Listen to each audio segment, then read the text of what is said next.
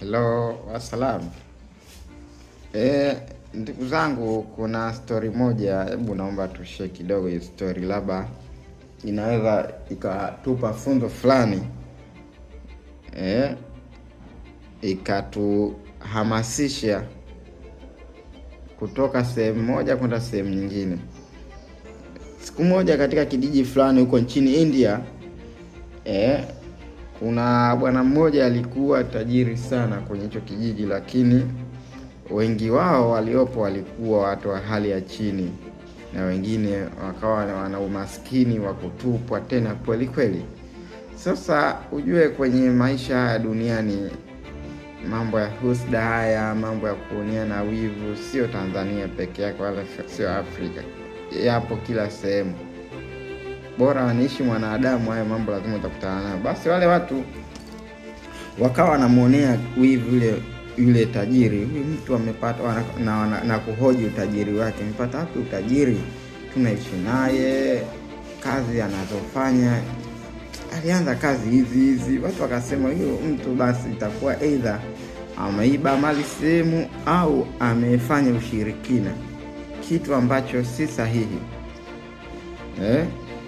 Basi bwana mmoja akawa usiku akaanza kuomba Mungu kwamba Mungu, tunakuomba huyu bwana utajiri wake sisi unatukera, tunaomba umshushe awe maskini kama sisi.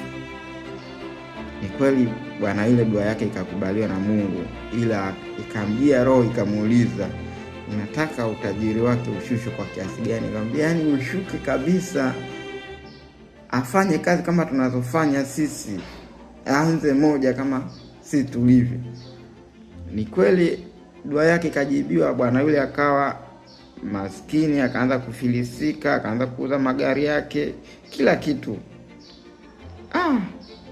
Bwana kuja kushtuka, hana chochote mpaka chakula ndani, ameishiwa hadi watoto shuleni. Sasa shule alizokuwa anasoma watoto wake walikuwa wanasoma shule za private, kabidi awahamishe. Sasa bwana yule akaanza moja kwenye kile kijiji, kazi maarufu ni uchimbaji wa makaa ya mawe. Ushafahamu kama ni uchimbaji wa makaa ya mawe. Sasa bwana na yeye yule tajiri aliyefilisika akaanza kazi ya uchimbaji wa makaa ya mawe. Sasa anavyoenda kule, wale watu wakawa wanamcheka, huyo kafilisika, kiko wapi? Bwana akawa anaendelea na shughuli zake. Ile sasa yeye si mzoefu kama wengine, uchimbaji wake ni wa taratibu sana. Wale waliozoea kidogo tu ashajaza labda kiroba, anaenda kuuza. Yule anauza anachimba kidogo, lakini kitu alichozingatia pale ni discipline. Inafika muda saa 7 ule wenzake wanaenda kula lunch, wanaenda kulewa, yeye anapumzika kuupa mwili nguvu kwa ajili ya kuendelea na shughuli zingine. Huku na huku bwana yule akatunza kidogo. Ikawa kama kawaida wanafanya shughuli zao, lakini mwenzao yule ambaye alikuwa tajiri baadaye akafilisika, anafanya kazi kwa nidhamu ya hali ya juu.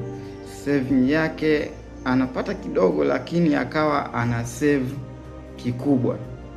Wale wanapata kikubwa kwa sababu ni wazoefu kwenye ile kazi, wanapata kikubwa, lakini hakuna saving yoyote, kutokana na kwamba anatarajia kwamba kesho pia watakuja kufanya kazi, watapata pesa.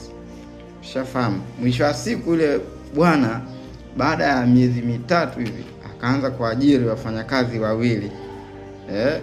Wale wafanyakazi wawili wakawa wanafanya kazi na yeye anafanya kazi. Wala akajiuliza, mtu amekuja juzi afu leo anaajiri wafanyakazi, imekuaje tena? Hawajui kwamba mwenzake alikuwa na akili kubwa sana. Wao walikuwa wanafanya, lakini hawana ni akili ya kufanya save, wala hawana ile discipline. Wakaenda huku na huku, ile bwana akaifika hatua akaajiri wafanyakazi zaidi ya 30, mpaka miongoni ambao walikuwa pale wakaajiriwa tena yule bwana kwenye ukusanyaji wa makaa ya mawe. Mwisho wa siku ikafika hatua wale bwana wapo pale pale, lakini yule sasa akawa ndio bosi wao tena. Utajiri ule ukaanza kujirudia tena. Mwisho wa siku ikafika hatua akawa kama mwanzo, akarudisha kila kitu ambacho amepoteza.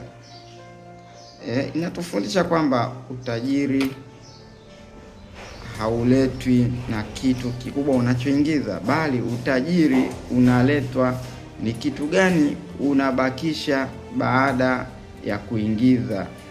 Ukitoa matumizi yako unabakisha kitu gani?